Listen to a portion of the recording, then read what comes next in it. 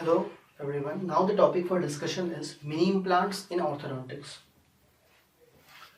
The main purpose for orthodontic treatment is to achieve desired tooth movements in as less time as possible with minimum amount of side effects. Now these side effects can be unwanted tooth movements. To avoid these unwanted tooth movements, there should be some sound anchorage. There should be some good anchorage by taking the support of which unwanted tooth movement can be avoided. Various types of extraoral anchorage devices can be used, but extraoral anchorage devices, although it provides very good anchorage, but it needs patient cooperation. So various types of intraoral sources can be used to achieve absolute anchorage. This can be taking anchorage from ankylosed teeth, or apart from this, use of prosthodontic implants, orthodontic mini screws, or bone screws. What is bone supported anchorage? A number of categories comes under the bone supported anchorage, like extradental, intraoral osseous anchorage system, temporary anchorage devices, osseous anchorage, skeletal anchorage, orthodontic mini implants. Orthodontic implants, mini implants is a separate category, mini screws, micro implants, etc. Now these mini implants, which is the main topic of today's discussion, actually these mini implants can be divided into various categories based upon the shape and size, according to the implant bone contact, and according to the mode of application. Based upon the size and shape, it can be screw type, blade type, cylindrical type. Or based upon the implant and bone contact, it can be osseo-integrated or non-osseo-integrated. And the last, according to the method of application, it can be self-drilling or self-tapping. What are the requirements of a mini implant? It's very simple to understand. Like, since implant is used inside the oral cavity, it should be made up of a material which should be biocompatible. First thing, it should not undergo tarnish and corrosion. It should not cause any sort of local irritation to the mucosa. The implant should be bio-inert. It should not interact with any of the components of the saliva. Apart from this, the implant should be of sufficient thickness that it should not easily get fractured. It should not easily get bended. It should be made up of such a material which can withstand the forces for which it is implemented to be used. What are the basic components of a mini implant? It consists of a core, a helix thread, and a head. Now this head actually has two main purposes. First, it helps in transmitting the torque forces to the screw, and also acts as a method and also acts as a mode of force application. Various types of heads are available in the form of a knob, in the form of a it is now even available in the form of a bracketed head. It is in the form of a shape of a bracket. These are the various forms of heads which are available. Sometimes a head can also have a small screw. This helps for the passage of ligature wire or for the engagement of elastic threads, etc. There are two types of screws: pre-tapped screws, self-tapping screws, and another category is self-drilling screws. The difference between these self-drilling screws and other screws is that the self-drilling screws does not require preparation of a pilot drill. Here we can see that it has a very sharp tip. When it is inserted, it itself creates a channel for its insertion, and it gets intact and gets engaged properly in the bone. Does not require preparation of any pre-drilling or pre-drilling channel for this. What is osseo-integration or osteo-integration? Now, when the screw is inserted inside the bone, osseo-integration is nothing but a direct contact or the fusion between the bone and the surface of the implant by the formation of a bony tissue. There is no formation of fibrous tissue. There is formation of a bony tissue which helps in establishing a tight contact between the implant surface as well as the bone surface. This is called as osseo-integration. Now, the healing process actually progresses in three phases. First is the inflammation phase, that is for 7 days. Next comes the reparative phase, which is characterized by the formation of woven bone and granulation tissue. This runs for about 1 to 4 months. And then the last is the reparative phase, which runs for about years. And this will help in establishing a tight contact between the bone and the implant. What are the factors which can affect the formation of this interface? There can be general factors, there can be local factors. First, coming to general factors, all related to the host, like if patients who are suffering from certain type of bone diseases like osteoporosis, or bone density disorders like osteopenia, or other conditions like severe debilitating conditions like diabetic patients, hypertensive patients, patients having valve diseases. All these patients will usually have a little bit difficult, and there will be a proper establishment of this proper bone implant intersurface will be a bit difficult. Local factors can be local density of the bone at the area where the implant is being placed, quality and quantity of the bone, okay, apart from this, any local infection, inflammation, etc.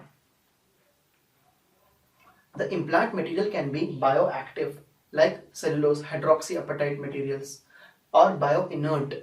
Bioinert, and next is biotolerant. Bioinert is titanium, biotolerant is stainless steel. All these various types of metals can be used in construction of various implants. What is the mechanism of orthodontic implantation? An implant is actually supported by two types of bones. One is a newly formed bone and other is the older one, which is already existing bone.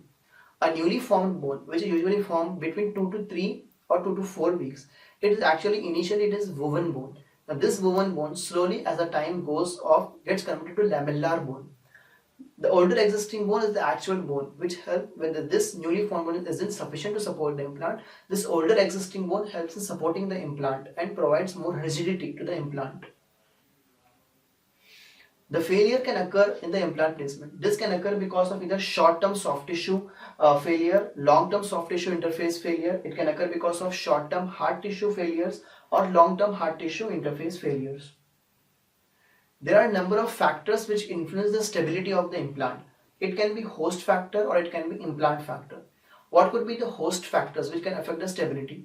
Like debilitating conditions in the patients who are suffering from diabetic conditions or other systemic complications, patients who are usually taking certain type of drugs which affects the bone density, patients who are suffering from bone disorders like osteoporosis or bone density disorders like osteopenia, etc. All these factors may be responsible for affecting the stability of the implant. Apart from that, the next is implant factors. Shape of the implant, type of the implant being used, material of the implant with which it is made, our method of insertion of the implant, what is the angulation of the insertion implant. All these factors will affect the stability of the implant. There are certain specifications and system compositions of implant, like it is available as mini type, standard type and wide type. Now, based upon a diameter, these differences has been there. Mini type usually have 1.6 diameter at the 1.4 diameter at the center and 1.6 diameter at the cervical area, whereas standard type has 1.6 mm at the center and 1.8 mm at mini type has 1.6 mm 1.4 mm at the center and 1.6 mm at the cervical area.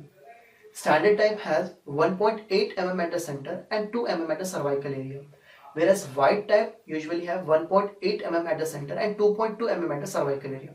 Now these variations are actually based upon the thickness and the quality and the quantity of the bone.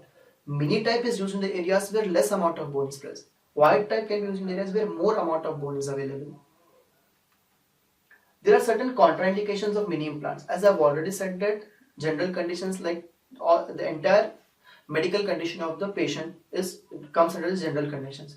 But there are certain local conditions also. Local conditions like if the sufficient quantity of bone is not available at the planned insertion site, then implant should not be placed here because it will, as soon as it is placed, it will lose its stability.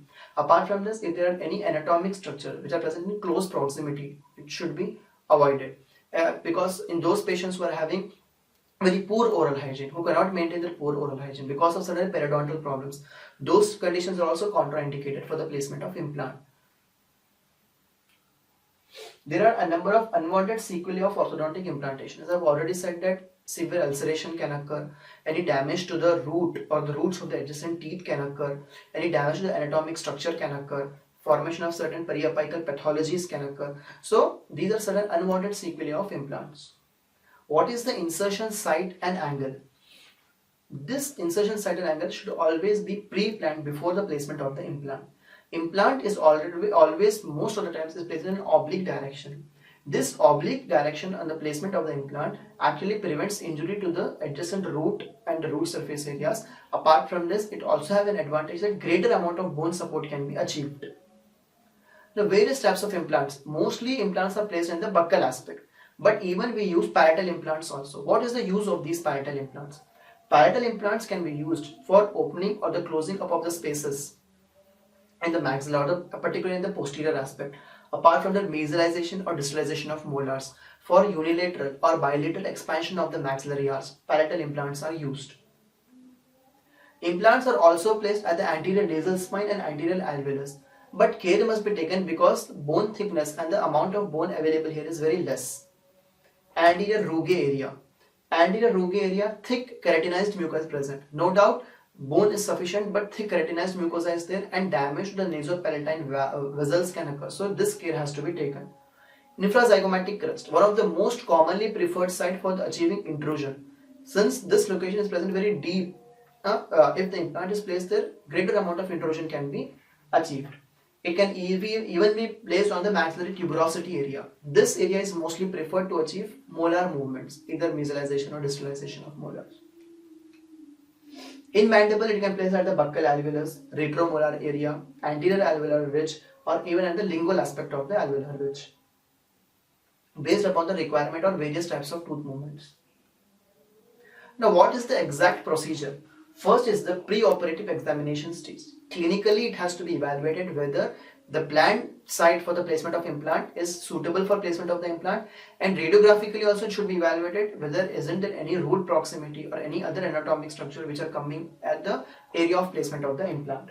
Marking stage. Horizontal and vertical markings are made for exact placement of the implant. Perforation stage, the guiding stage, and the finishing stage. These stages should be done very carefully. The implant must be inserted to the planned depth by giving rotating type of force, and vertical force should not be applied on the implant. That simply vertically it should not be forced to go inside the bone, but rotatingly it has to be inserted so that the threads gets properly engaged into the bone and the implant gets properly secured. Unnecessary application of vertical forces will either result in fracture of the implant itself or it will result in fracture of the bone. Post-operative care. Once the implant is placed, the patient must be kept in very mild antibiotics for at least 2 to 3 days so as to avoid, and if there is pain, even mild painkillers can be given. The patient must be advised to brush, but brush very lightly at the area of placement of the implant. The patient must be advised not to sleep on the site of where the implant is placed because it may result in occurrence of certain type of ulcerations. There are a number of complications which can occur because of orthodontic implants. These complications can be either very mild or minor complications, like ulcerations can occur. Sometimes the loosening of implant can occur. Sometimes fracture of implant itself can occur. If these things happen, the implants have to be removed as early as possible. First, it has to be confirmed by taking a radiograph. Mild ulcerations, infections can be treated by using any topical application of ointments. In case of certain type of infections, mild antibiotics can be given till the infection is under control. Now, what are the limitations of the treatment? There are two types of limitations of this treatment. It can be biomechanical limitations or biological limitations. Biological limitations are all like wherever at the site must be clear. Wherever we are planning to place the implant, there should not be any biological interventions like presence of any anatomic structures or any sort of local inflammation, infection. Biomechanical limitations are actually most of the orthodontic tooth movements require bodily type of tooth movement. To achieve bodily type of tooth movement, the force must be allowed to pass through the center of resistance. The force to be passed through the center of resistance, the implant must be placed at an accurate area so that the forces can pass through the center of resistance and we can achieve proper type of bodily type of tooth movement. Another thing, implant can be a source of anchorage, but it is not the point of the force application. For point of force application, another methods are used, like with the use of elastics and all, forces can be applied. And if we want to increase the anchorage, we can use more than one implant. Like 2 implants can be used and it can be splinted or ligated and the amount of anchorage can be increased. Next is the force threshold. Normally 200 to 300 grams of force implant can withstand. If more amount of force we are planning to apply, then we can increase this by placing one more implant. The implants can be splinted, or we can use continuous arch mechanics and other methods can be used so as to aid in anchorage. Classification of mechanics. The mechanics can be divided into 2 categories. It can be force driven mechanics, it can be shape driven mechanics.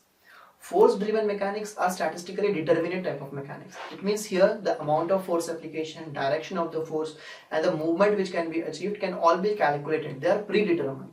But in case of shape driven mechanics, these are statistically indeterminate mechanics. Here we doesn't know how, it is not possible to calculate the amount of force application, direction of the tooth movement, etc. Now there are certain characteristics which vary in this force driven and shape driven mechanics. First is engagement into brackets. at least one point contact, that is at least on one side, is possible. Here insertion at both the sides have to be done in case of shape driven mechanics. Precise control is possible in case of force driven mechanics. It is impossible in case of shape driven mechanics. Treatment efficiency is high in case of force driven mechanics because it is statistically determinate. It is low in case of shape driven mechanics because it is statistically indeterminate. Treatment simplicity is low in case of statistically determinate system. It is high in case of statistically indeterminate system. And anchorage control is favorable in force driven mechanics. It is unfavorable in case of shape driven mechanics. Another thing, one of the most important characteristics and one of the most commonly why implants is used to achieve is intrusion. In molar intrusion and posterior teeth intrusion can readily be achieved by using implants, and mostly it is used in the situations like anterior open bite because of excessive extrusion of the posteriors. Implants can be placed in the infrazygomatic area and molars can be included, so anterior open bite can be corrected. It can even be used in case of high angle patients. It can be used as a replacement for surgery. Mild surgical cases can also be corrected without doing surgery, simply with the use of implants. Intrusion of the teeth and retraction of the teeth can be achieved. Other uses, like I have already mentioned, retraction, and it is anterior posterior control, anterior retraction, posterior distalization, molar protraction, and molar access control. These are all the other uses for which mini implants can be used. Now here is a situation we can easily see. There are three situations where the implant is placed. First, the position of the implant is same, but the length of the hook is changed. In first diagram, we can see the length of the hook is placed smaller. When force is applied, this will cause intrusion as well as retraction of the teeth. In second diagram, we can see the length of the hook is increased so that it is at the same level with that of the screw, with that of the mini implant. When this is done, the force passes through the center of resistance and this will call fuse bodily movement of the teeth. In the third diagram, we can see the length of the screw is increased, the length of the hook is increased, so that when the force is applied, it will bring about tipping type of tooth movement rather than bodily type of tooth movement. There are certain special considerations and monitoring while we use implants, like periodontal considerations. As I've already said that sometimes certain sort of local reaction can occur, like inflammation, infections. The proper maintenance of oral hygiene should be given priority. The patient must be motivated to maintain good oral hygiene. Root resorption. Sometimes when we try to achieve excess of molar intrusion with the use of implants or anterior intrusions, root resorption can occur. This has to be monitored by taking routine radiographs. Arch form and canting. Proper maintenance of the arch form and any canting of the dentation is occurring have to be evaluated. And the last is torque. Good control over the torque of the teeth, like I have said in last third figure before. Here tipping type of tooth movement will be observed. So this torque has to be given prime importance while using implants. Now this is a figure wherein it is shown that how the implants are placed at the posterior aspect. Here we can see it is placed between second premolar and molar, right side and the left side. These implants are actually placed so as to achieve intrusion cum retraction of the anterior teeth. You can see here there is deep bite present. So here the wire will be engaged and the hook will be placed in such a way that the length of the hook will be smaller. So when the elastic will be engaged from the hook to the implant, it will create an intrusion and retraction type of force on the anterior teeth. So this was conclusion. What exactly is the conclusion is that if the mini implants are used precisely and judiciously, it will help to overcome many conditions like wherein we can use implants as a replacement for surgery also, particularly in case of correction of gummy smiles, to achieve intrusion, to correct single tooth, even for the correction of single tooth cross bites, etc. So, but the only thing which has to be taken into consideration is both the general factors as well as the local factors. That means the condition of the host as well as the condition of the bone where the implant is supposed to be placed should be in proper condition for the placement of implant. This was all about in brief about the mini implants. Thank you.